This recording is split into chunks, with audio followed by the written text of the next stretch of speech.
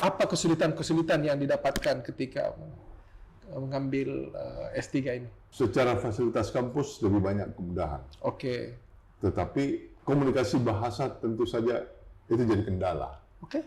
Karena Kenapa bahasa bisa? Indonesia dan Melayu itu kadang berbeza. Bahasa yang sudah modern, kita meminjam saja dengan menggunakan scan apa saja, hanya bayar denda saja yang kita ketemu orang. Kembalikan buku, pinjam buku, semua menggunakan mesin. Jarak antara Malaysia dengan Bugis Makassar itu sudah lama terjalin dan mereka sangat senang misalnya mengetahui misalnya kita dari Sulawesi Selatan, dari Bugis atau dari Makassar, itu mereka senang karena ada banyak raja-raja di sana yang masih keturunan dari Indonesia. dari Bugis Makassar.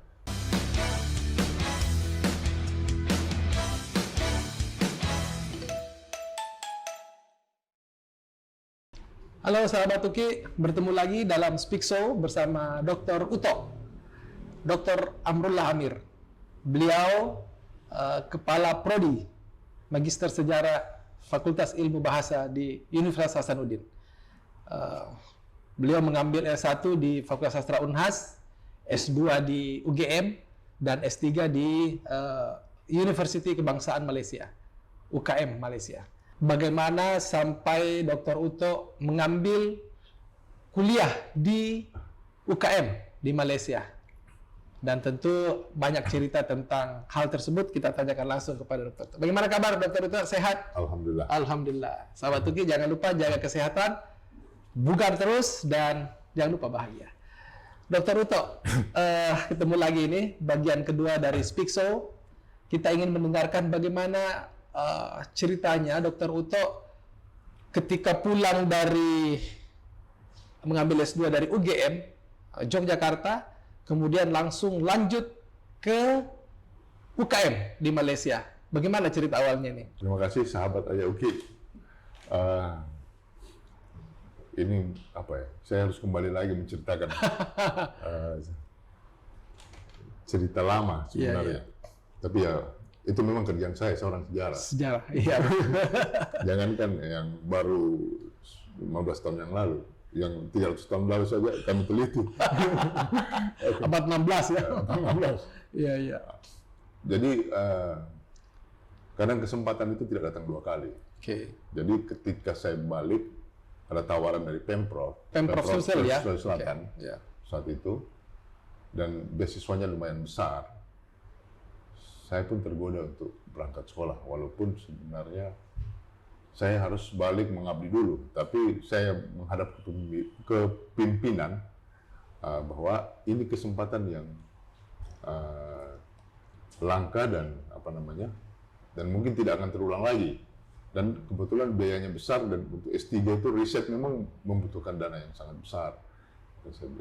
Lalu pimpinan menyetujui, lalu akhirnya saya mengajukan proposal, dan tema yang dianggap menarik oleh Malaysia UKM saat itu adalah tema yang berkaitan dengan dunia Melayu, terutama dengan sejarah. Jadi akhirnya saya membuat satu proposal untuk dikirimkan kepada calon promotor. Lalu setelah berjumpa dengan beliau dan namanya Prof. Nordin Husin, salah satu sejarawan terkemuka di Malaysia, dan setelah kami berbincang, dia mengeluarkan LOA, Letter of Acceptance, yang bisa disetujui dan bisa melanjutkan di sana. Dan kajian itu saya pikir seperti saya sebutkan cukup berat sebenarnya, karena mengambil masa 300 tahun. Biasanya orang meneliti sampai 50 tahun, tapi ini saya pakai 300. Karena saya tidak bisa menceritakan, biasanya kan kita mengambil periode yang lebih kontemporer. Tapi saya sebenarnya juga ketika itu mencari gampangnya mengambil yang kontemporer. Tapi ketika mulai mengerjakan, melihat banyak lontar apa semua, akhirnya tak terasa bahwa sebenarnya setelah saya teliti, kajian itu hampir 300 tahun. Oke.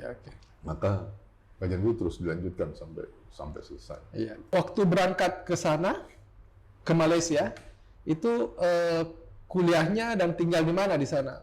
Saya tinggal di daerah Kajang di sana. Iya. Daerah Kajang. Namanya Kajang. Kayak Bulukumba juga itu Iya, ada Kajang. daerah Kajang di sana, Iya. daerah Bani, Kajang, dan kami bertiga di sana. Oke. Satu flat dan berbagi sharing cost untuk sewa flat tersebut kan. Dan tentu saja kita kaget juga lihat makanan Malaysia yang sangat berkari dan apa semua. Oh, iya. Tapi untunglah saya termasuk golongan pemakan segala. Alhamdulillah. Walaupun itu berdampak juga dari kolesterol. Tapi disikat juga ya. Sikat juga. Karena saya kalau nggak makan nggak bisa mikir, Bu. Oh, udah. Iya. Jadi ya begitulah. Tapi makanannya hampir sama ya di. Hampir sama juga dengan Sama, kita. oke. Tapi istilahnya kalau makan berkuat tiap hari juga hancur juga. Iya. Itu tadi bertiga dengan dari Sulawesi Selatan maksudnya. Iya, dari Sulawesi Selatan. Selatan bertiga. Iya. Itu maksudnya satu flat itu di Satu satu flat 3 orang atau Ada 3 kamar. Oh, 3 dan kami kamar. sharing di situ. sharing satu kamar? Ada banyak.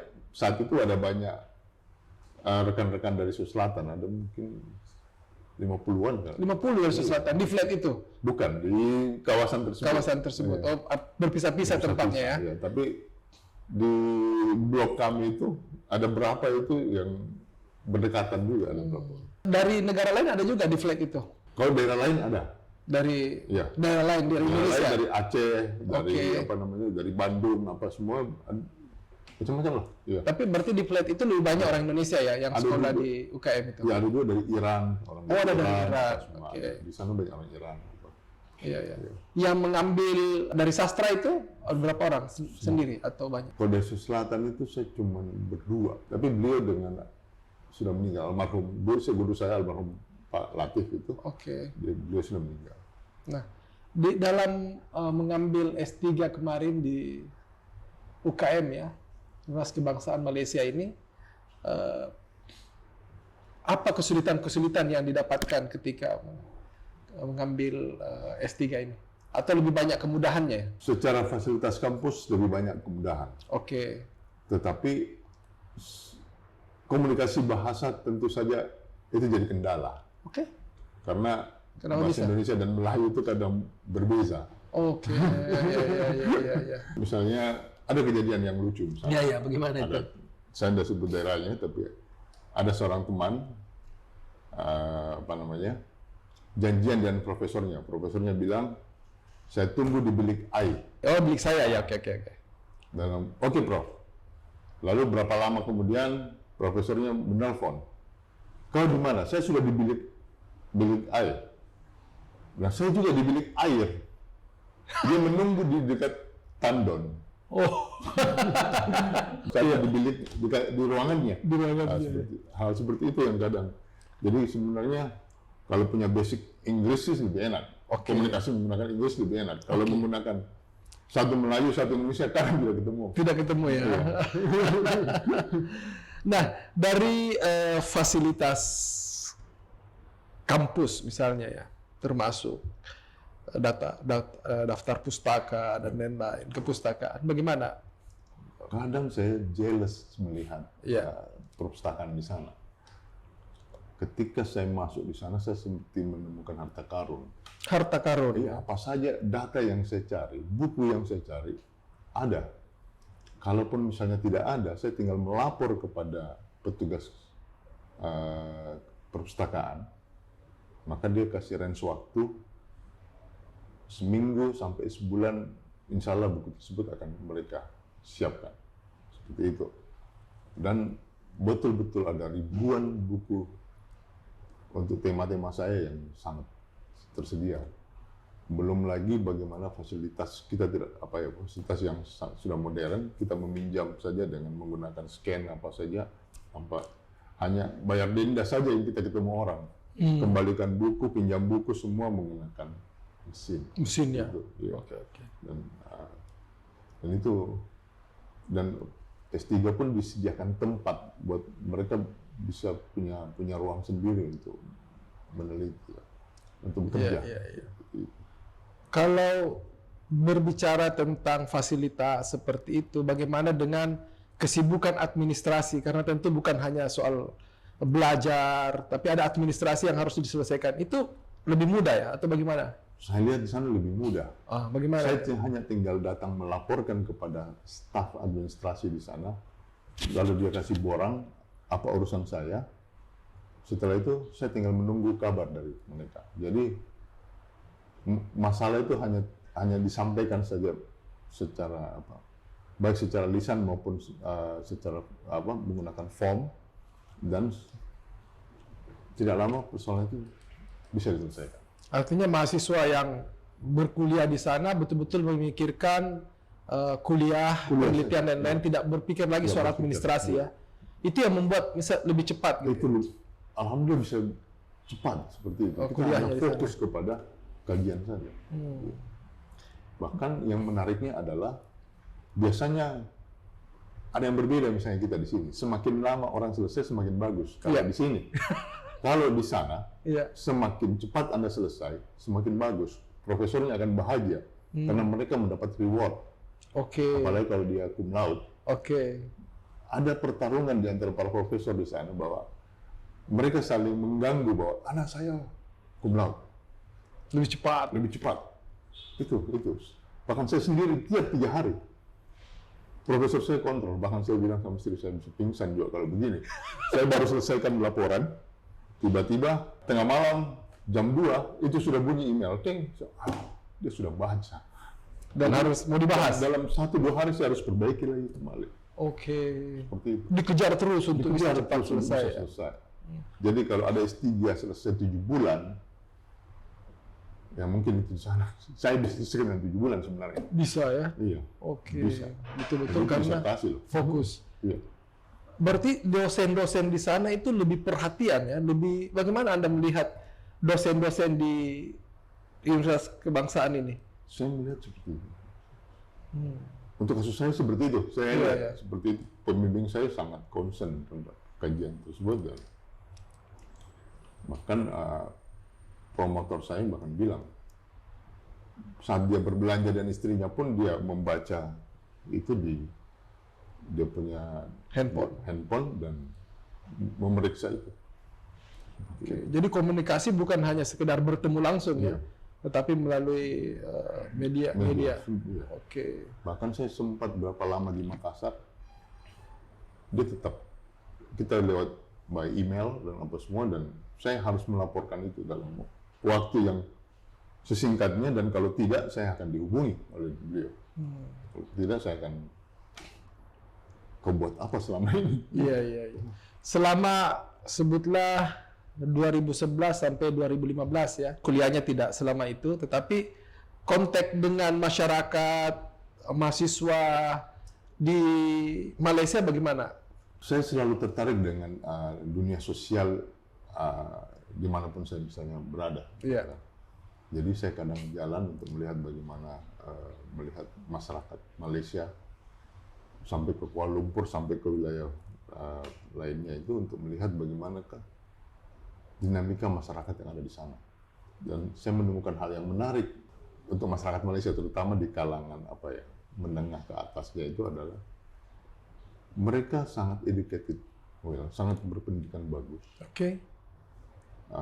Banyak yang tamatan Eropa, Inggris, Belanda, apa semua, dan menjalankan syariat Islam dengan taat, termasuk poligaminya.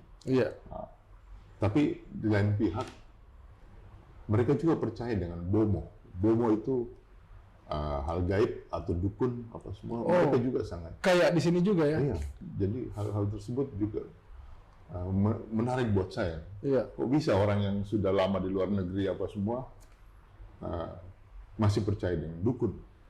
Jadi hal tersebut buat saya cukup menarik untuk melihat bagaimana dinamika masyarakat Malaysia, terutama di kalangan terdidiknya. Contohnya seperti apa itu? Mereka percaya dengan cincin, cincin bertuah gitu ya? Bertuah, keris, apa semua. Lalu misalnya ada kejadian tertentu mereka berpikir itu sihir apa semua. Atau ada penyakit mereka berpikir itu sihir atau jin atau apalagi pernah sekali ada kejadian orang lagi musim mancing. Oke. Lalu ada kawan di sana menyampaikan, kamu mau balik Makassar? Iya. Di sana ada orang Bajo, ada. Bisa tidak kamu mintakan saya baca-bacanya orang Bajo untuk bisa mendapatkan ikan? Saya bilang. Soalan dulu ya. Terus nggak dikasih? Dibikinkan aja baca-bacanya. Saya bilang, saya tidak suka mancing masalahnya. Oke. Saya bilang, kau datanglah sendiri ke sana lihat dan bertanya, karena saya lihat kamu tanya apa. Seperti itu. Tapi itu adalah fenomena yang menarik buat saya karena bukan sebenarnya bisa saya carikan, tapi saya nggak mau menjanjikan sama tuh nggak ada. Minta baca-baca itu ya. Baca-bacanya untuk mancing. Aduh. Iya. Ya, selain hal-hal yang gaib seperti itu, kalau hubungan antara teman-teman dari mahasiswa, sebutlah mahasiswa dari Indonesia dengan masyarakat di Malaysia, itu apakah ada gap atau mereka sudah bisa menyatu kelihatannya? Saya lihat tidak ada masalah. Tidak ada masalah ya? Tidak ada masalah, karena kita sangat terbuka dengan sesama orang Indonesia juga sangat terbuka. Mungkin karakter kita orang Sulawesi Selatan ini yang cepat sekali bergaul, cepat mungkin kita open-minded dan cepat sekali bisa masuk ke dalam ini semua. Lalu dengan orang-orang di sana pun tidak ada masalah, apalagi misalnya sejarah antara Malaysia dengan Bugis Makassar itu sudah lama terjalin dan mereka sangat senang misalnya mengetahui misalnya kita dari Sulawesi Selatan, dari Bugis atau dari Makassar, itu mereka senang karena ada banyak raja-raja di sana yang masih keturunan dari Indonesia, dari Bugis Makassar. Bahkan banyak, ya saat itu masih Najib juga masih keturunan Bugis apa semua. Iya. Jadi saudara Bugis di sana pun juga, alhamdulillah kami dan teman-teman juga membangun jaringan hal tersebut. Jadi tidak ada masalah. Tidak ada masalah. Ya.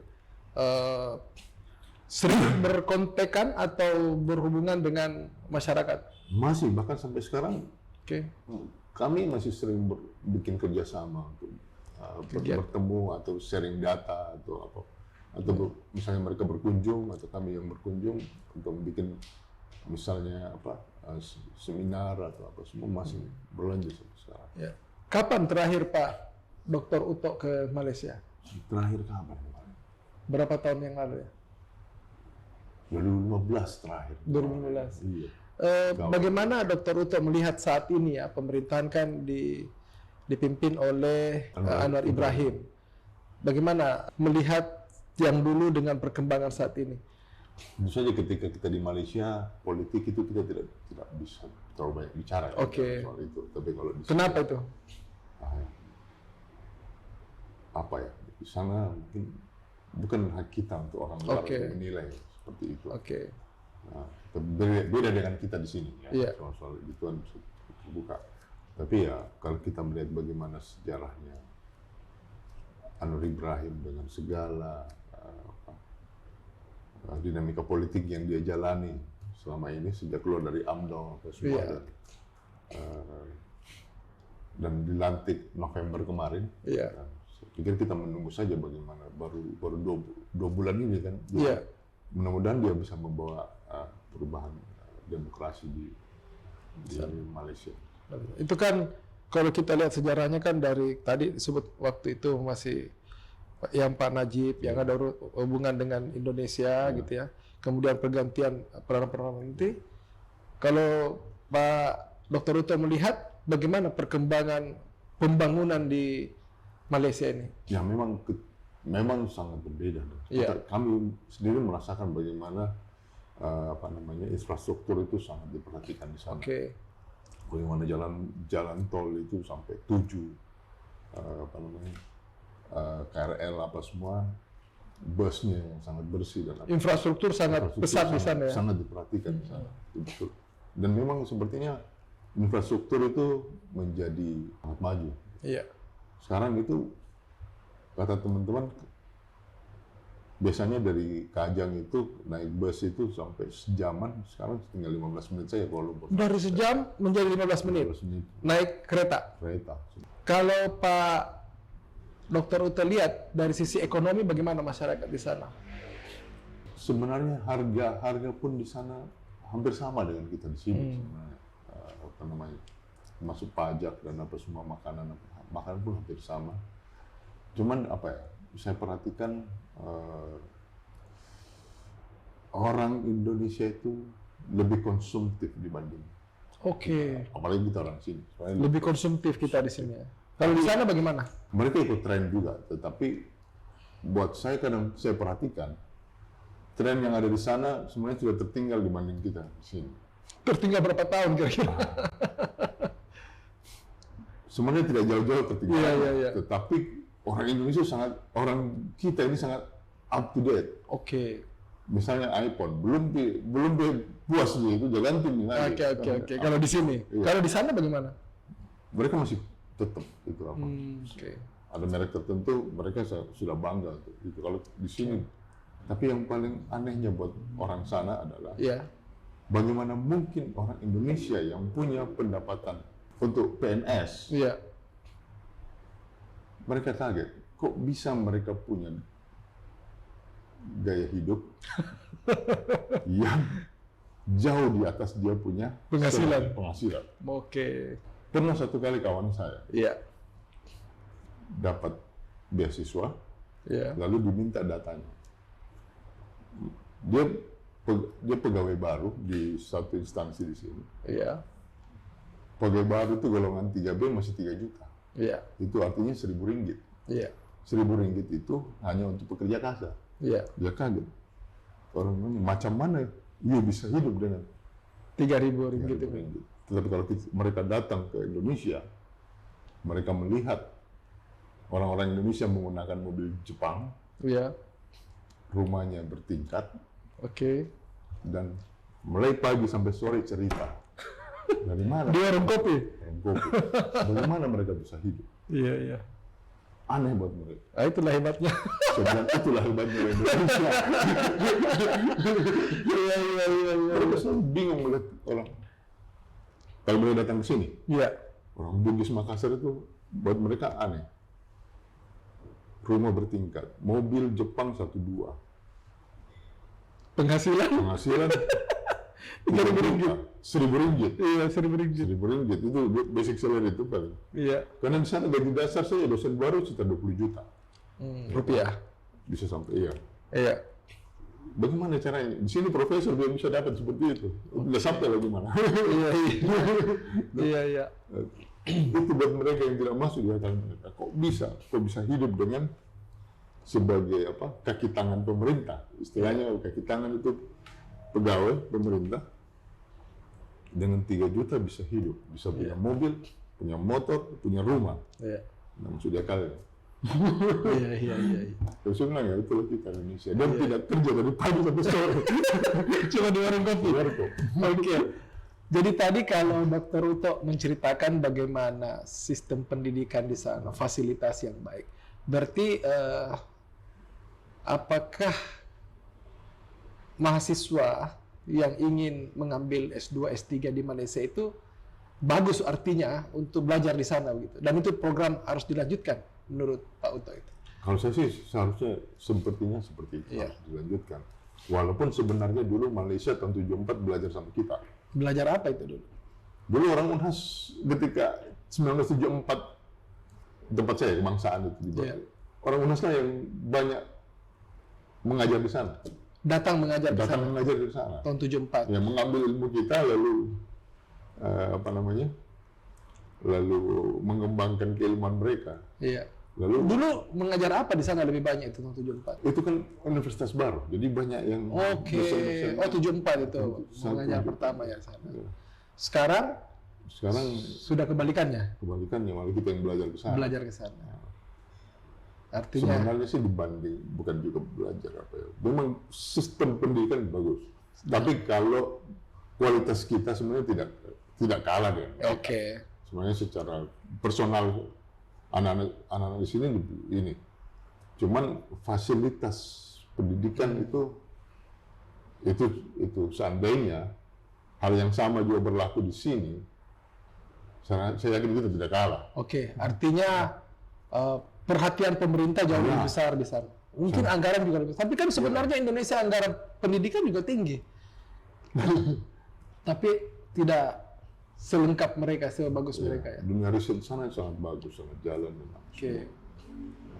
Ya, yang terakhir, Pak Dr. Uta.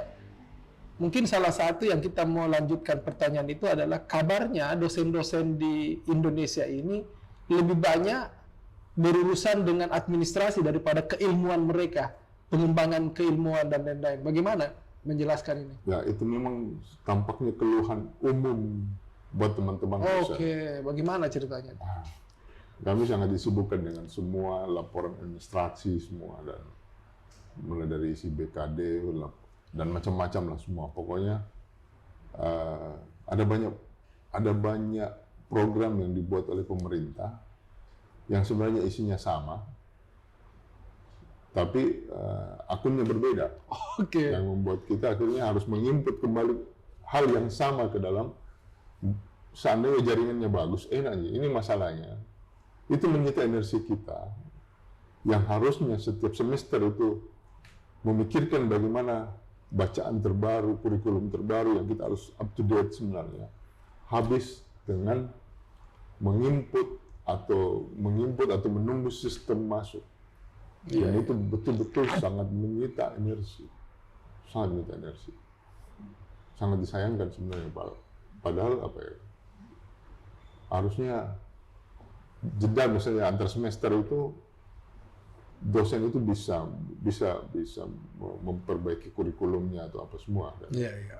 Tapi sayang tidak, energi kami habis hanya untuk mengisi borang-borang segala macam. Iya.